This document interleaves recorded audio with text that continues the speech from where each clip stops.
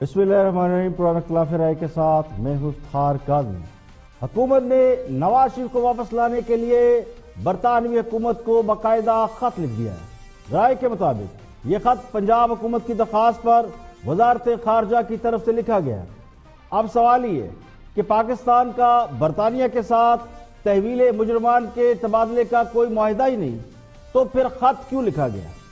जब मामला अभी अदालत के सामने जा रहा है और उस अदालत ने जिसने नवाज शरीफ को बैरून मुल्क जाने की इजाजत दी थी, तो उससे पहले खत लिखने का मकसद क्या है? ये वो सवालात है जो हुकूमत की जानिब से नवाज शरीफ की वापसी के लिए लिखे गए खत के बाद पैदा हो रहे हैं।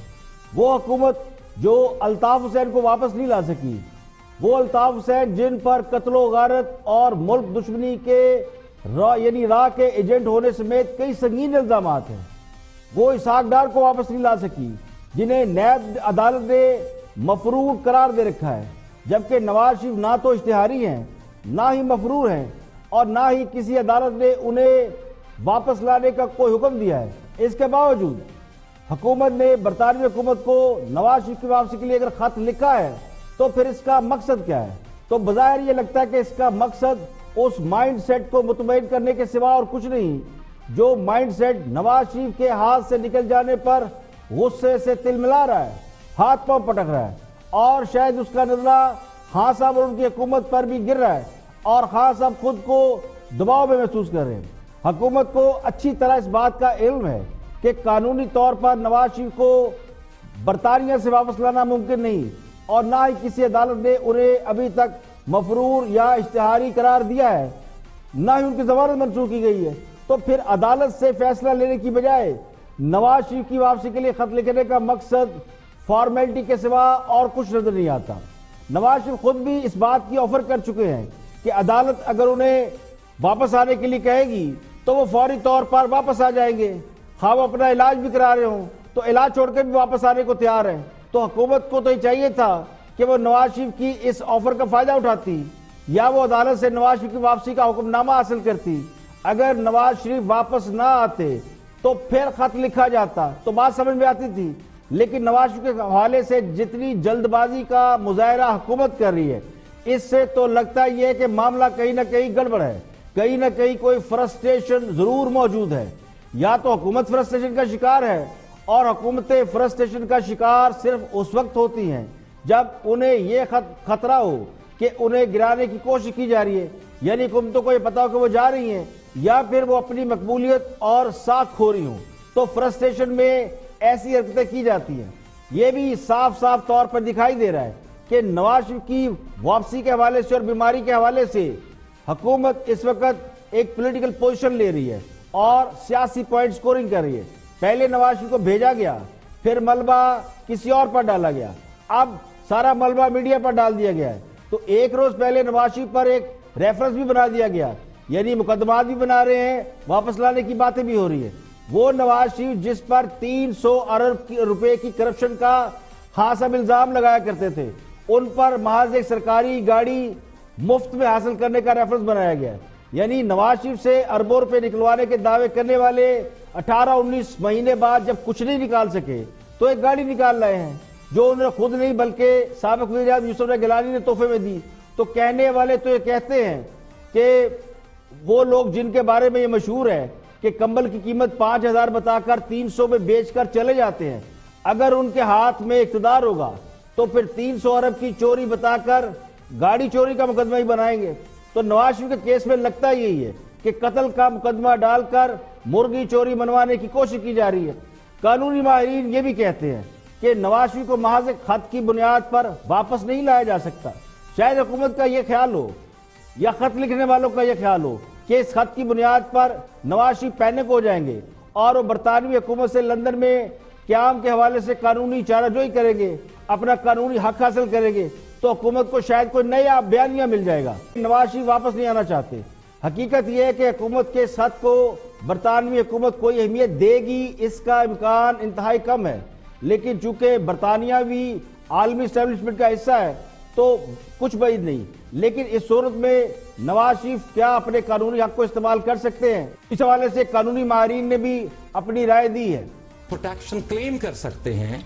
दोनों सूरतों के अंदर उनके पास उनको ये राइट है कि अगर ब्रिटिश अथॉरिटीज कोई ऐसी एक्सट्राडिशन की प्रोसीडिंग्स को स्टार्ट भी करें तो वो उसको चैलेंज कर सकते हैं कोर्ट के अंदर। और मैं समझता हूं कि जब अगर वो उसको कोर्ट में चैलेंज करें तो ये प्रोसेस सेवरल इयर्स ले सकता है, ये एक लंबा प्रोसेस है। और जब तक कोर्ट से उनकी सारी लीगल रेमेडीज और अपील के सारे राइट्स एग्जॉस्ट नहीं हो जाते तो यहाँ के प्रोसीजर के मुताबिक उनकी हवालगी या फोर्स्ड रिमूवल नहीं हो सकेगी। इस वक्त तो बज़ाहिर ये लगता है कि हुकूमत की जानिब से बरतानवी हुकूमत को लिखा गया खत ट्रक की एक बत्ती से ज्यादा कुछ नहीं समझा जा सकता। अगर लाना था तो बेचते क्यों, और अगर लाने में संजीदा है तो पहले अदालत क्यों नहीं गए, अदालत से जमानत कैंसिल कराते। तो बज़ाहिर यही लगता है कि हुकूमत नवाज शरीफ के मामले में ये बताकर कि उन्हें मामू बनाया गया है, दरअसल कौम को मामू बनाने की कोशिश कर रही है। प्रोग्राम में और भी हम मौज़ूआत शामिल हैं, देखते हैं हाईलाइट। मेरी नज़र में मईशत की बहाली की क़िस्त अव्वल जो है वो सूद की शरह के अंदर कमी है। जिस दिन ये फ़ैसला होगा और ख़ुसूसन क्योंकि इसमें थोड़ी सी तशद्दुद का एक पहलू निकल आया इस बात पे खड़े हो जाने का कि जुलाई से लेकर अब फरवरी में ख़त्म हो गया और अब मार्च शुरू हो गया। प्रोटेक्शन क्लेम कर सकते हैं। दोनों सूरतों के अंदर उनके पास उनको ये राइट है कि अगर ब्रिटिश अथॉरिटीज कोई ऐसी एक्सट्राडिशन की प्रोसीडिंग्स को स्टार्ट भी करें तो वो उसको चैलेंज कर सकते हैं कोर्ट के अंदर। और मैं समझता हूं कि जब अगर वो उसको कोर्ट में चैलेंज करें तो ये प्रोसेस सेवरल इयर्स ले सकता है, ये एक लंबा प्रोसेस है। लेकिन ये जरूर है कि एक तासुर ये है और उस तासुर की बहरहाल वजूहात हैं कि मियां मोहम्मद नवाज शरीफ ने क्या करप्शन नहीं की होगी या क्या करप्शन के हवाले से उनका दामन साफ है, नई सवाल आते हैं। क्या पनामा में बहुत सारे बुनियादी तरीन सवाल का जवाब नहीं दिया गया, बिल्कुल नहीं दिया गया। बहुत सारे कॉन्ट्रडिक्शन नहीं थे, बिल्कुल थे। लेकिन क्या सजा उसी चीज की है? यानी क्या अगर नवाज शरीफ साहब के बाकी महाजों पर भी मामला बिल्कुल सेट होते तो तकरीबन 30% कीमतें आलमी मंडियों में खाम तेल की नीचे आई हैं और हमें यहाँ पे पास ऑन किया गया 5%।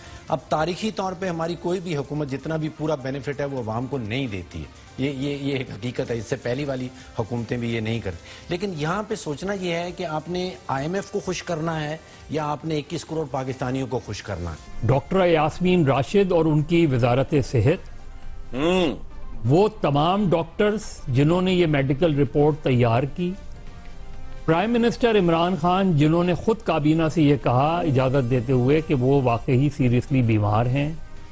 इसमें मीडिया ने तो ये सारी चीजें रिपोर्ट की हैं, मीडिया मेडिकल बोर्ड का हिस्सा नहीं था। कवरेज करे, मैं भी आपको मशवरा दे रहा हूँ ना, आप कल से 3 प्रेस कॉन्फ्रेंस कीजिएगा। वहाँ जाके सिर्फ उस हॉस्पिटल की एक तस्वीर भेज दे। वो नुमाइंदे ने सारे काम किए हैं। आप जो मीडिया को लेकर दे रही हैं वो नुमाइंदे ने सारे काम किया। मीडिया, मैं आपको भी मशवरा दे रहा हूँ, आप कल से 3 प्रेस कॉन्फ्रेंस कीजिएगा, तीनों चलाएंगे। नवाज शरीफ नहीं, लेक्चर जो है ना, 3 प्रेस कॉन्फ्रेंस कीजिएगा, तीनों चलाएंगे। लेक्चर उस वक्त मिला।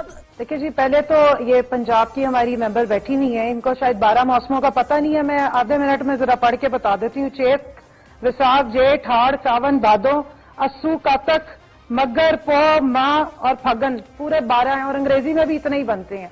तो ये मैं इनको भेज दूंगी, याद कर लें। पंजाब की ये मेंबर है और इन्हें पता नहीं है कि 12 मौसम है। आगे बढ़ते हैं और मुशीर इत्तलात डॉक्टर फरदौस आशिकवान गुफ्तगू कर रही है शाहजेब खानदान से।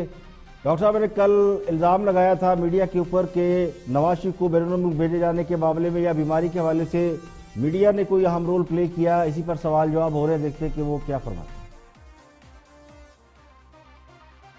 कवरेज करे, मैं भी आपको मशवरा दे रहा हूँ ना, आप कल से 3 प्रेस कॉन्फ्रेंस कीजिएगा। वहाँ जाके सिर्फ उस हॉस्पिटल की एक तस्वीर भेज दे। वो नुमाइंदे ने सारे काम किए हैं। आप जो मीडिया को लेकर दे रही हैं वो नुमाइंदे ने सारे काम किया। मीडिया, मैं आपको भी मशवरा दे रहा हूँ, आप कल से 3 प्रेस कॉन्फ्रेंस कीजिएगा, तीनों चलाएंगे। नवाज शरीफ नहीं, लेक्चर जो है ना, 3 प्रेस कॉन्फ्रेंस कीजिएगा, तीनों चलाएंगे। लेक्चर उस वक्त मिला, लेक्चर उस वक्त दिया जाता था शाहजेब जब आपका अपना पेपर जो है वो 2 सफ़ों पे आ गया था, याद है ना आपको? उस पे भी लेक्चर उस वक्त दिया जा रहा था जब सेंसरशिप चल रही थी। बिल्कुल ठीक कह रहे हैं आप। जब उनका रिकॉर्ड भी आप जैसा ही है, उनका रिकॉर्ड भी आप जैसा ही है, की रोशनी में चैनल्स बंद कर दिए गए थे, सारा ब्लैकआउट हो गया। वो भी सही कह रही हैं आप, वो रिकॉर्ड भी ऐसा ही आप जाते थे। इस वक्त इस हुकूमत ने right of freedom of expression दिया हुआ है کہ اپنا یہ قاتل آپ نے جا جتنی کرنے کے مثالیں دی ہیں لیے ڈاکٹر صاحبہ ہر بالکل صحیح شخص دی جو ہیں ہے اور آپ وہ تبدیلی اس کا وعدہ کر کے آئے تھے یہی کام کر رہے ہیں ڈاکٹر صاحب آپ نے جتنی مثالیں دی ہیں بالکل ٹھیک دی ہیں جس کے پاس ایک مائک آ گیا ہے یا اس کے پاس قلم کا ہتھیار ہے ڈاکٹر صاحبہ یہی ہوتا تھا الیکشن سے پہلے آپ لوگ میڈیا کا شکریہ ادا کرتے تھے حکومت کی طرف رہے ڈاکٹر صاحبہ الیکشن سے پہلے آپ لوگ میڈیا کا شکریہ ادا کرتے تھے اب میڈیا کو مافیا بنا دیا ہے آپ نے اور جتنے مافیا ہیں ان کو کلین چٹ دے دیا آپ لوگوں نے ایسے ہی ہوتا تھا کہ آپ جس مقصد کے لیے گئے تھے جس مقصد کے لیے آپ نے وہ سوال میں کر لیتا ہوں رانا ثناء اللہ صاحب ہمارے ساتھ موجود ہیں ادھورا کیوں ہے میں آپ دونوں کا بالکل کراس نہیں کرانا چاہ رہا تھا کیونکہ اس پروگرام کا فارمیٹ نہیں ہے مگر آپ موجود ہیں میں رانا ثناء اللہ صاحب سے پوچھ لیتا ہوں رانا صاحب باقاعدہ طور پر آپ میری بات ختم کر کے اس کے بعد آپ رانا صاحب سے پوچھیں چلیں آپ جس تو سے پوری طرح مرضی ہی ڈکٹیٹ پوچھیں کرنے لگی اس ہیں کے بعد میٹنگ ہے جب آپ سامنا بھی نہیں کرنے والی ہیں آپ تو پوری طرح ڈکٹیٹ کرنے لگی ہیں مگر کل سے 3 پریس کانفرنس کیجئے گا بہت شکریہ بہت شکریہ ڈاکٹر فردوس حاجی کے صاحبہ بہت شکریہ رانا ثناء اللہ صاحب تمہارا سامنا کرنے سے نہیں ڈر رہی تو میں نے یہ چلیں اب آپ سے تم پر آ گئی ہے میں آپ کا اس پہ شکریہ ادا کر دیتا ہوں بہت شکریہ ڈاکٹر صاحبہ آپ ہمارے ساتھ موجود تھی استعمال کر رہے ہو نہیں آپ اتنی دیر سے کرے جا رہی ہیں بہت شکریہ آپ کا ڈاکٹر صاحبہ بہت شکریہ آپ سے تم پر آپ آ گئی ہیں بس یہ بہت بیمار نواز شریف ہیں اور پوری حکومت نواز شریف کا ورد کرتی جا رہی ہے سوال یہ کہ آخر نواز شریف حکومت کے اعصاب پر اتنی بری طرح کیوں سوار ہو گئے ہیں حکومت کو کرونا وائرس کی اتنی فکر نہیں جتنی نواز شریف کی فکر لاحق ہے بہت سے لوگ تو یہ کہنے لگے ہیں کہ حکمران جماعت شاید نواز شریف فوبیا کا شکار ہے اور اس وقت انتقامی سیاست عروج پر نظر آتی ہے حکومت نے نواز شریف کو بیرون ملک بھیجنے کا الزام پہلے عدلیہ پر لگانے کی کوشش کی تو عدلیہ سے ڈانٹ پڑ گئی پھر میڈیکل بورڈ اور ڈاکٹروں پر انگلیاں اٹھائی ان پر غصہ نکالا اب یہ معاملہ میڈیا پر ڈال دیا گیا ہے تو اب سارا فوکس میڈیا پر آ گیا اور میڈیا کو ایک مافیا کے روپ میں پیش کرنے کی کوشش کی گئی اور یہ کہا جا رہا ہے کہ میڈیا نے نواز شریف کو باہر بھیجنے میں کوئی اہم کردار ادا کیا اب سوال یہ ہے کہ نواز شریف جب بیمار تھے تو میڈیا پر ان کی بیماری کے حوالے سے جتنے بھی مباحثے ہوئے جتنے بھی پروگرامز ہوئے ان سب میں حکومتی نمائندے حکومت کے لوگ سب شریک اترے خود حکومتی اراکین ترجمان ان کے خیر خواہ یا خود ساختہ ترجمان وہ سب اس بات پر کنونس تھے کہ نواز شریف بیمار ہیں اور ان کو علاج کے لیے باہر جانے کی اجازت ملنی چاہیے عدالت میں بھی حکومت کا موقف یہی تھا نیب کا موقف یہی تھا لیکن اب حالت یہ ہے کہ نواز شریف کے نام کے ساتھ ہی منہ سے جھاگ بھی نکلنے لگی ہے تو اس ڈپریشن کی وجہ کوئی سمجھ میں نہیں آ رہی کہ اچانک ایسا کیا ہو گیا یا تو پھر نواز شریف کو حکومت بہت مس کر رہی ہے تو اس کی ایک بڑی وجہ یہ بھی سمجھ میں آتی ہے کہ اصل ٹارگٹ ہی نواز شریف کو زیر قبضہ رکھنا تھا اب نواز شریف کی آزادی سے حکومت خود کو کسی نہ کسی خطرے میں محسوس کرنے لگی ہے اگر یہ خطرہ نہیں ہوتا تو شاید نواز شریف یاد بھی نہ آتے یہاں پہ لیں گے ایک بریک اور بریک کے بعد واپس آئیں گے اور بھی ہم موضوعات آپ کے ساتھ شیئر کریں گے ہمارے ساتھ ہوئیے ویلکم بیک آپ دیکھ رہے ہیں پروگرام اختلاف رائے اور میں افتخار کاظمی بریک کے بعد حاضر خدمت ہے آگے بڑھتے ہیں اور ڈاکٹر فاروق سلیم ماہر معیشت ہے اور گفتگو کر رہے ہیں ارشد شریف کے ساتھ واچ دس پیٹرول اور ڈیزل کی قیمتوں میں کمی کی ہے اور کیا واقعی جتنی انٹرنیشنل مارکیٹ میں تیل کی قیمتیں کم ہوئی $74 فی بیرل سے کم ہو کے $54 فی بیرل ریلیف بھی اسی حساب سے دیا گیا یا کہ کم دیا گیا دیکھیے آج کی پرائس میں اوپیک کی چیک کر رہا تھا تو $50 پہ پہنچ گئی ہے تو تقریباً 30% قیمتیں عالمی منڈیوں میں خام تیل کی نیچے آئی ہیں اور ہمیں یہاں پہ پاس آن کیا گیا 5%. اب تاریخی طور پہ ہماری کوئی بھی حکومت جتنا بھی پورا بینیفٹ ہے وہ عوام کو نہیں دیتی ہے یہ ایک حقیقت ہے اس سے پہلی والی حکومتیں بھی یہ نہیں کرتی لیکن یہاں پہ سوچنا یہ ہے کہ آپ نے IMF کو خوش کرنا ہے یا آپ نے 21 کروڑ پاکستانیوں کو خوش کرنا ہے اب یہاں پہ یہ ہو رہا ہے کہ آپ کے پاس ٹیکس ریونیو شارٹ فال آ گئی اور آپ نے شاید IMF کو کہہ دیا کہ جی ہم یہ آئل کی مد میں اضافی پیسے اٹھا کے اور وہاں پہ سیٹل کر دیں گے دیکھیے میں یہ ذاتی طور پہ سمجھتا تھا کہ اگر وزیر اعظم صاحب جو ریلیف کی بات کر رہے تھے یہ دو آپ سمجھے کہ ایک تیر سے دو شکار ہو سکتے تھے. آپ 500-600 ارب روپے کا اگر ایک طاقت کا ٹیکہ معیشت کو لگا دیتے, آپ سوچئے کہ وزیر اعظم صاحب کی جو مقبولیت جو اتنی تیزی سے گری ہے قیمتوں کی وجہ سے, وہ بھی کچھ بہتر ہونے شروع ہو جاتی. پورا سپائرلنگ ایفیکٹ آتا ہے پوری اکانومی میں اگر آپ اس سے کرتے, معیشت کا انجن چل پڑتا, اور جو ان ایمپلائمنٹ اور سطح غربت سے نیچے لوگ جا رہے ہیں ان کو ریلیف مل سکتا تھا. دیکھیے آٹا آپ اٹھاتے ہیں فیکٹری سے شہر پہ لاتے ہیں, اگر ڈیزل کی قیمت کم ہوتی ہے تو پھر وہاں پہ آٹے کی قیمت کم ہو جاتی, چینی کی قیمت کم ہو جاتی. آپ سبزیاں اٹھاتے ہیں فارم سے شہر تک لے کے آتے ہیں, اگر 127 روپے کا ڈیزل ہے اور وزیر اعظم صاحب 100 روپے میں کر دیں تو پھر آپ کی سبزیوں میں وہ والا کمپوننٹ کم ہو جائے. تو ایک آئیڈیا کچھ حکومتی وزراء بھی وزیر اعظم کو دے رہے تھے کہ جتنی سبسڈی ہم جتنے ریلیف ہم BISP میں دے رہے ہیں, 200 بلین اگر پیٹرول کی قیمتوں میں ڈال دیں گے تو اللہ کی طرف سے انہیں تحفہ آ گیا ہے, تو یہ کر سکتے تھے اس پہ, لیکن کیا نہیں. دیکھیے 200 ارب کا پیٹرولیم لیوی انہوں نے پہلے ایسٹیمیٹ کیا تھا, وہ لے گئے ہیں 300 ارب پہ, جس کا مطلب یہ ہے کہ یہ ایک منی بجٹ آپ کے سامنے آیا. اس کو نام ہم منی بجٹ کا نہیں دے رہے, لیکن آپ کے اور میرے اوپر تقریباً 84 ارب روپے کے اضافی ٹیکسز جو ہیں پیٹرول کی مد میں لے لیے گئے. اب وہ یہ دیز آر ریگریسو ٹیکسز. اس کا مطلب یہ ہے کہ جیسے جیسے آپ کی انکم گرتی جاتی ہے آپ کے اوپر ٹیکس کا بوجھ جو ہے وہ بڑھتا چلا جا رہا ہے. تو یہاں پہ تو وہ ریورس رابن ہوڈ, ہم چھوٹے تھے رابن ہوڈ کی کہانی سنتے تھے کہ وہ امیروں سے پیسہ لے کے غریبوں پہ بانٹتا ہے, تو یہاں حکومت کیا کر رہی ہے کہ غریبوں سے پیسہ لے کے تو امیروں کی جیب میں ڈال رہی. تو یہ ریگریسو ٹیکس نہیں ہونا. دیکھیے سرکاری اعداد و شمار کے مطابق پیٹرول پر 35%, ڈیزل پر 42%, لائٹ ڈیزل آئل پر 21% اور مٹی کے تیل پر 28% ٹیکس لیا جا رہا ہے. اور یہ ٹیکس پیٹرولیم لیوی, GST اور کسٹم ڈیوٹی کی مد میں وصول کیا جا رہا ہے. تو پیٹرولیم مصنوعات کی قیمتوں میں جو اضافہ ہے وہ مہنگائی کی سب سے بڑی وجہ قرار دیا جاتا ہے. یعنی جو ٹرانسپورٹیشن ہوتی ہے, اشیاء کی نقل و حمل کے لیے جو گاڑیاں, بڑی ٹرانسپورٹ جو استعمال ہوتی ہے, ان میں ڈیزل سر فہرست ہے, اور سب سے زیادہ ٹیکس یعنی 42% ڈیزل میں وصول کیا جا رہا ہے. یعنی ڈیزل کی قیمت اس وقت 122-23 روپے ہے, تو اس میں سے 51 روپے یا 52 روپے ٹیکس کی صورت میں وصول کیے جا رہے ہیں. پیٹرول میں سے 39 روپے حکومتی خزانے میں جا رہے ہیں. تو عالمی منڈی میں پیٹرول کی فی بیرل قیمتوں میں $20 سے $25 کمی ہوئی ہے, لیکن عوام کو جو ریلیف دیا گیا ہے وہ آٹے میں نمک برابر ہے. تو حکومت سب سے زیادہ انڈائریکٹ ٹیکس پیٹرولیم مصنوعات سے حاصل کرتی ہے. تو پیٹرولیم مصنوعات کی قیمتوں میں اضافے کا اثر ہر چیز پر پڑتا ہے. یہ ہمارے معاشرے میں خاص کر جب پیٹرول ویریٹ کرتا ہے وہاں پر یہ ایک نفسیاتی بینچ مارک کی حیثیت اختیار کر چکا ہے. ایسی اشیاء جن کا پیٹرولیم مصنوعات سے کوئی تعلق ہی نہیں ہے ان کی بھی قیمتیں بڑھ جاتی ہیں.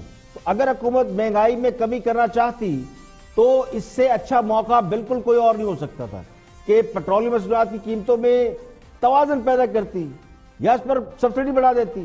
لیکن بدقسمتی سے اس حکومت کے پاس نہیں بلکہ جو اس سے پچھلی حکومتیں تھیں, کسی کے پاس بھی پیٹرولیم مصنوعات کی قیمتوں میں کمی کو عوام تک منتقل کرنے کا کوئی میکینزم ہی نہیں ہے. بس اللہ توکل چل رہا ہے اور ایسے ہی چلتے رہنے میں عافیت سمجھی جا رہی ہے. اور خان صاحب نے کہا تھا کہ پاکستان میں 12 موسم ہوتے ہیں اور بڑی دیر سے تلاش جاری تھی کہ وہ 12 موسم کون سے ہیں. تو ان کی ایک رہنما ہے PTI کی شوزیب کمل, انہوں نے انکشاف کیا کہ 12 موسم کون سے ہیں. تو آپ بھی دیکھیے 12 موسم کون سے ہیں. دیکھیں جی, پہلے تو یہ پنجاب کی ہماری ممبر بیٹھی ہوئی ہیں, ان کو شاید 12 موسموں کا پتہ نہیں ہے. میں آدھے منٹ میں ذرا پڑھ کے بتا دیتی ہوں. چیت, وساخ, جیٹھ, ہاڑ, ساون, بھادو, اسو, کاتک, مگر, پو, ماہ اور پھگن, پورے 12 ہیں اور انگریزی میں بھی اتنے ہی بنتے ہیں. تو یہ میں ان کو بھیج دوں گی, یاد کر لیں. پنجاب کی یہ ممبر ہیں اور انہیں پتہ نہیں ہے کہ 12 موسم ہے ایگریکلچر کے لیے بھی جو استعمال ہوتے ہیں. کلیئر ہو گیا نا, مہینے یہ موسم نہیں ہے. جی جی جی جی ٹھیک ہے کنول صاحب آپ بولیے. تو موسم کے حساب سے اس میں یہ سارے موسموں کو انڈیکیٹ کرتے ہیں. نیکسٹ نیچے جی. تو خان صاحب اور ان کے ساتھیوں کو 12 موسم دریافت کرنے پر کم از کم 21 توپوں کی سلامی تو دینا بنتی ہے. کل ایک وزیر صاحب کہہ رہے تھے کہ 12 موسموں کی تھیوری ایک رشین سائنٹسٹ نے دی ہے اور وہ پتہ نہیں کہاں سے نکال کے لائے تھے اور وہ میڈیا پہ بیٹھ کے بتا رہے تھے. آج ایک اور PTI کی خاتون ممبر شوزیب کمل وہ پنجابی کے 12 مہینوں کو موسم کے طور پر متعارف کروا رہی ہیں. تو لگتا یوں ہے کہ خان صاحب کے فرمودات کے بعد ان کی جماعت گوگل پر بیٹھ جاتی ہے اور وہ بیٹھ کر 12 موسم سرچ کرنے میں لگی ہوئی ہے اور اپنی اپنی مرضی کے 12 موسم ڈھونڈ کر لا رہی ہے. تو پنجابی کے 12 جو مہینے ہیں وہ موسموں کی مناسبت سے ہی تصور کیے جاتے ہیں. ان مہینوں کی تاریخ بڑی پرانی ہے. ان مہینوں کو تغیراتی اور موسمی تبدیلیوں کے طور پر علامتی خیال کیا جاتا ہے. اور سب سے اہم بات یہ کہ یہ 12 مہینے یعنی یہ جو 12 مہینے ہوتے ہیں اسو، کتا، ہاڑ، وساخ، اس طرح کے جو مہینے ہیں ان کا تعلق پنجاب کے دیہی علاقوں سے ہے. پاکستان کے دیگر صوبوں میں اس کا کوئی تعلق نہیں ہے. تو پورے ملک میں جو موسم ہے وہ 4 ہی ہیں. تو اس وقت بھی اگر اسو، کتا، مگر، پو وغیرہ یہ پنجاب کے دیسی علاقوں میں کنسیڈر ضرور کیے جاتے ہیں، لیکن اب یہ پرانی بات ہو گئی. تو لاجیکلی یہ بات درست نہیں ہے. اور خان صاحب نے جو 12 موسم گنوائے ہیں، اگر پنجابی زبان کے ان مہینوں کو جو موسموں سے تشبیہ دی جا سکتی ہے تو پھر اور بھی بڑے موسم ہیں. سیاسی موسم ہے، وعدوں کا موسم ہے، دعووں کا موسم ہے، بھڑکوں کا موسم ہے. ایک موسم انڈوں، کٹوں اور بچوں کا بھی آیا تھا. پھر ڈیل اور مفاہمت کا موسم بڑے لمبا عرصہ چلا، اور پچھلے سال کے اینڈ میں لانگ مارچ اور دعووں کا موسم چل رہا تھا. تو سب سے اچھا موسم تو ابھی حال ہی میں گیا جس میں وہ ٹیکے دریافت ہوئے جن کے لگنے سے حوریں نظر آتی ہیں. تو سب کی مرضی ہے، جتنے چاہے موسم بنا لیں. اب آگے بڑھتے ہیں اور سیریس نوٹ اکانومی پہ بات کر رہے ہیں ڈاکٹر وقار مسعود کامران خان کے ساتھ. کامران خان بڑی کوشش کر رہے ہیں کہ معیشت کا مثبت پہلو دکھایا جائے، وچ از گڈ سائن، اور میں سمجھتا ہوں کہ ایک اچھی ایفرٹ وہ کرتے ہیں، لیکن حقائق جو ہے ان کو بدلا نہیں جا سکتا. تو ان کے ایک معزز مہمان موجودہ صورتحال پہ اکانومی کے اوپر اور بات کر رہے ہیں. دیکھتے ہیں ڈاکٹر وقار مسعود کیا کہتے ہیں. کیونکہ یہ ہماری معیشت کے لیے ایک، جیسے کہ پہلے بھی عرض کیا گیا، آپ بھی کئی بار کہہ چکے، یہ ٹرننگ پوائنٹ ہوگا. اب تو شاید IMF کو بھی کسی صورت میں اعتراض نہ ہو. میری نظر میں معیشت کی بحالی کی قسط اول جو ہے وہ سود کی شرح کے اندر کمی ہے. جس دن یہ فیصلہ ہوگا، اور خصوصاً کیونکہ اس میں تھوڑی سی تشدد کا ایک پہلو نکل آیا اس بات پہ کھڑے ہو جانے کا کہ جولائی سے لے کر اب فروری بھی ختم ہو گیا اور اب مارچ شروع ہو گیا، یعنی کہ 8 مہینے آپ نے اس شرح کو قائم رکھا ہے. یہ بڑے حوصلے کی بات ہے. جس نے بھی بہرحال یہ فیصلہ کیا اور وہ قائم رہا اس کے اوپر، گو کہ اتنی سخت مخالفت تھی ہر جانب سے. تو چلیں اب اس وقت اس پس منظر میں تو خصوصاً اس کے بڑے مثبت اثرات ہوں گے. چھوٹا سا بھی کچھ ہو جائے، میری نظر میں تو ہم پہلے بھی بتا چکے ہیں آپ کے ہاں پروگرام میں، اور ہم سے بڑے بہترین معاشی ماہرین آ چکے ہیں، وہ کہتے ہیں کہ 10% سے نیچے ہونا چاہیے اس کو. تو چلیں جی، آپ اپنی خواہش کے تحت 13.25 سے 12.25 وغیرہ تو کم از کم لے کر آئیں، تاکہ مطلب جو ہے یہ دیکھیں اس وقت SME سیکٹر آپ کا پٹا پڑا ہے. آپ دیکھ لیں، یہ کچھ کہنے کی بات نہیں ہے. یعنی یہ میرے پاس تو اینیکڈوٹل ایویڈنس ہوگا، اس کے نمبر نہیں چھپتے. آپ نے 172 ارب روپے کا پرائیویٹ سیکٹر کو کریڈٹ دیا ہے 8 مہینوں کے اندر، جبکہ اسی دورانیے کے اندر پچھلے سال یہ 587 ارب روپے تھا. یعنی کتنا آپ جسے کہتے ہیں گلا گھونٹیں گے. بہت امپورٹنٹ پوائنٹ ڈاکٹر صاحب کہہ رہے ہیں کہ یہ انٹرسٹ ریٹ، دیکھیں معیشت کا جو معاملہ ہے وہ اس کی نٹی گریڈی میں جائے بغیر جو اس کا آسان سا فارمولا ہے، موٹی موٹی بات ہے کہ معیشت کا پہیہ چلانے کا جو سب سے سادہ نسخہ ہے، جو سب کو پتا ہے کہ اگر لوگوں کے پاس آمدنی ہوگی تو وہ خرچ بھی کریں گے. یعنی پیسہ ہوگا تو خرچ ہوگا، اگر پیسہ نہیں تو خرچ کہاں سے کریں گے؟ اور اگر پیسہ ہے تو پھر اس سے زیادہ کمانے کے لیے وہ کاروبار کریں گے، انویسٹ کریں گے. جب انویسٹمنٹ کرتے ہیں تو روزگار پیدا ہوتا ہے. جب کرنسی یعنی روپیہ زیر گردش رہتا ہے، میری جیب سے دوسرے کی جیب میں، دوسرے سے تیسرے کی جیب میں، تو پھر معیشت کا پہیہ تیزی سے گھومتا ہے. اور جب پیسہ جیب میں ہو تو مہنگائی بھی محسوس نہیں ہوتی. لیکن اگر آمدنی کم ہو، یعنی آپ کی بائنگ پاور ہی نہ ہو، تو پھر لوگ خرید و فروخت کم کر دیتے ہیں. خرید و فروخت جو ہے وہ بالکل گر جاتی ہے. جب خرید و فروخت ہی نہیں ہوتی تو پھر بزنس، کاروبار، دکانیں یہ سب نقصان میں چلے جاتے ہیں، بند بھی ہونے لگتے ہیں. لوگوں کو نوکریوں سے فائر کیا جاتا ہے. لوگ سوچتے ہیں 10 ملازموں کی جگہ 1 ملازم سے کام چلایا جائے. تو اب جو اصل سوال ہے وہ یہ کہ لوگوں کی آمدنی میں اضافہ کیسے ہو. یہ کام ہے حکومتوں کے سوچنے کا کہ لوگوں کی بائنگ پاور کیسے بڑھے، ان کی آمدنی میں اضافہ کیسے ہو. جو سب سے بڑا ظلم کاروباری طبقے کے ساتھ ہوا ہے وہ بینکوں کی جو شرح سود ہے، انٹرسٹ ریٹ، وہ بہت ہائی ہو گیا ہے. یعنی جو لوگ کاروبار کرتے تھے، کاروباری لوگ سب بینکوں سے لین دین کرتے ہیں، کوئی اپنی جیب سے پورے کا پورا سرمایہ بالکل نہیں خرچ کرتا، تو کچھ اپنا سرمایہ ہوتا ہے، کچھ بینکوں سے لیا جاتا ہے۔ اب لوگ کاروبار کے لیے بینکوں سے قرض نہیں لے رہے کیونکہ انٹرسٹ ریٹ اتنا زیادہ ہے۔ گھر بنانے کے لیے لوگ قرض لیتے تھے، گھر بن نہیں رہے، قرض لیا نہیں جا رہا۔ گاڑیوں کے لیے لوگ قرض لیتے تھے، لون لیتے تھے، وہ بھی نہیں لیا جا رہا۔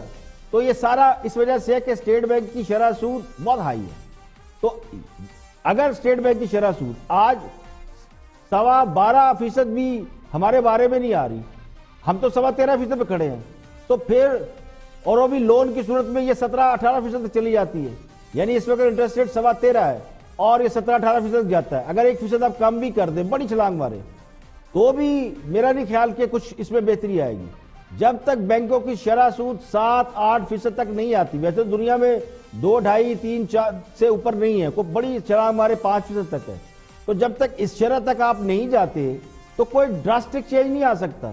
اب بھی اکانومی زیادہ تر ہنڈی، حوالے، رشوت اور کرپشن کے دم پہ چل رہی ہے، کاروبار کے دم پہ نہیں چل رہی۔ یہاں پہ لیں گے ایک بریک، اور بریک کے بعد جب واپس آئیں گے اور بھی ہم موضوعات آپ کے ساتھ شیئر کریں گے، ہمارے ساتھ رہیں گے۔ ویلکم بیک، آپ دیکھ رہے ہیں پروگرام اختلاف رائے۔ آگے بڑھتے ہیں اور وسیم بادامی گفتگو کر رہے ہیں کاشف عباسی کے ساتھ، دیکھتے ہیں ان کا موضوع سخن کیا ہے۔ Watch this.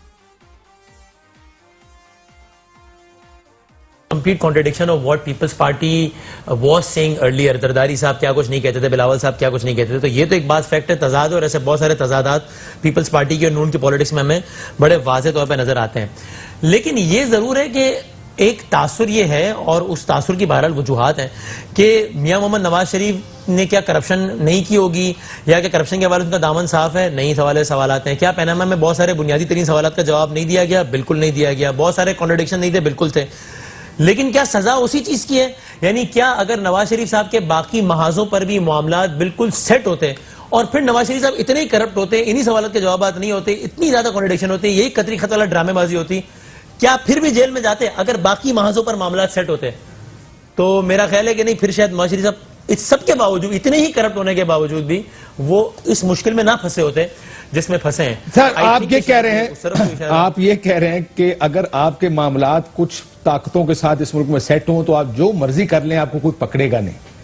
سو اس کا مطلب یہ نہیں کہ نظام ٹھیک کام کر رہے ہیں، اس کا مطلب نظام میں حکم یہ ہے کہ آپ جو مرضی کریں ایز لانگ ایز آپ کے معاملات ادھر سیٹ رہے۔ اگر آپ ادھر سیٹنگ اپنی ٹھیک رکھیں گے تو آپ کو اس ملک میں کوئی پریشانی نہیں ہے، لیکن اگر آپ ادھر سیٹ نہیں رکھیں گے معاملات، تو پھر آپ سے اگر پوچھا بھی جائے گا اور جو جواب آپ کو دینے چاہیے آپ کے پاس نہیں ہوں گے ان کا جواب، پھر بھی یہ کہا جائے گا دیکھیں زیادتی تو نواز شریف صاحب کے ساتھ ہو گئی، کیونکہ اگر آپ اپنے معاملات سیٹ رکھتے تو چوری اگر فرض کریں جس نے بھی کی ہے، چوری کر بھی لیتے تو بچ جاتے ہیں۔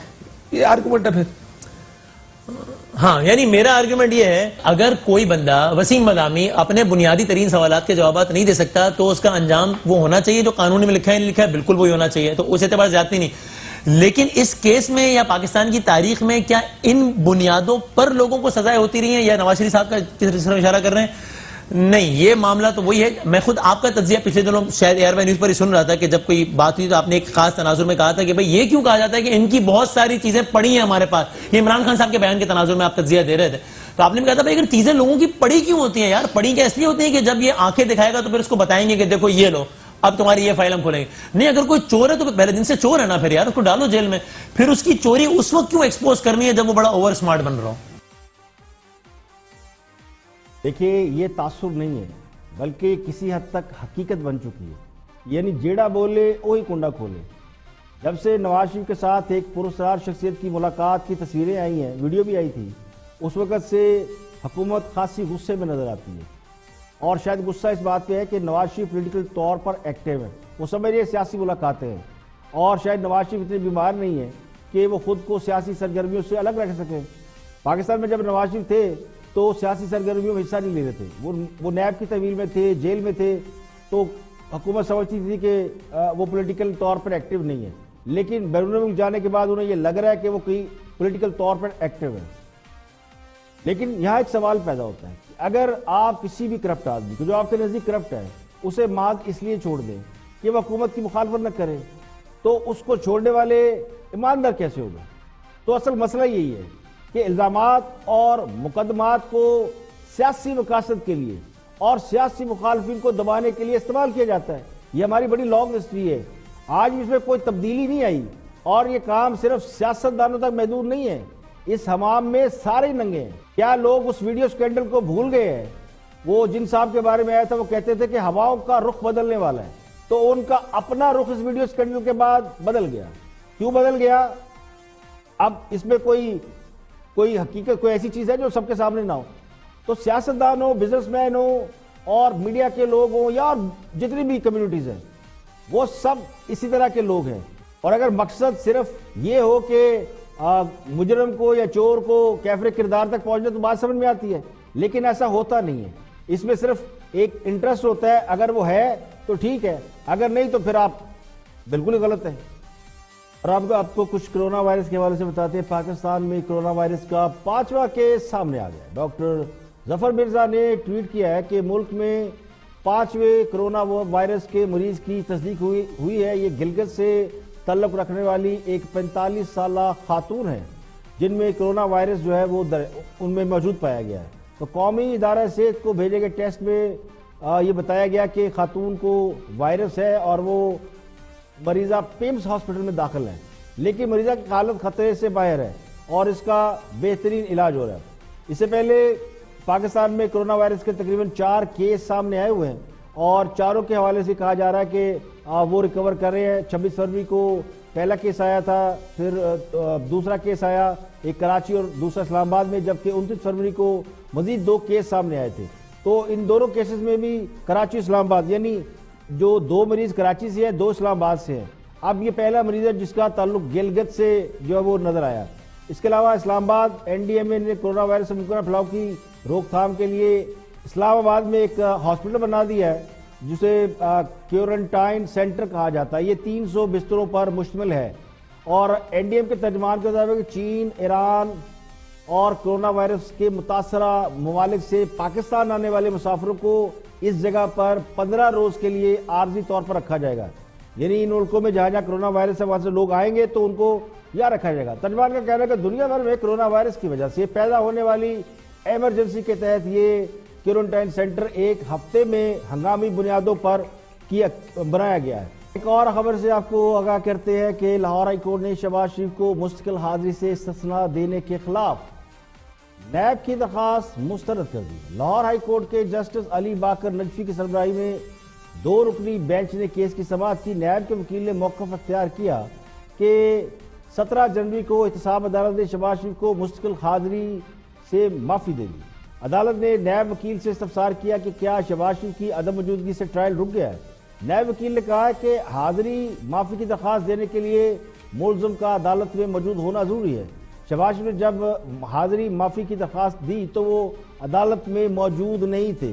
ان کو علاج کے لیے حاضری سے معافی کی درخواست دی گئی تھی, لیکن اب ان کی اپائنٹمنٹ کی تاریخ بھی گزر چکی ہے. نیب نے عدالت سے درخواست کی کہ Lahore high court trial court کا شہباز شریف کو مستقل حاضری معافی دینے کا جو فیصلہ تھا اس سے کالعدم قرار دے اور ملزم کو ٹرائل جوائن کرنے کا حکم دے. لیکن عدالت نے نیب کی یہ درخواست مسترد کر دی اور شہباز شریف کو نوٹس جاری کرتے ہوئے ان سے 24 مارچ کو جواب طلب کر لیا. آج کے لیے اتنا ہی. کل پھر حاضر ہوں گے مزید خبروں, تبصروں, تجزیوں کے ساتھ. پروگرام اختلاف رائے سے افتخار کاظمی کو اجازت دیں. اپنا بہت بہت خیال رکھیں.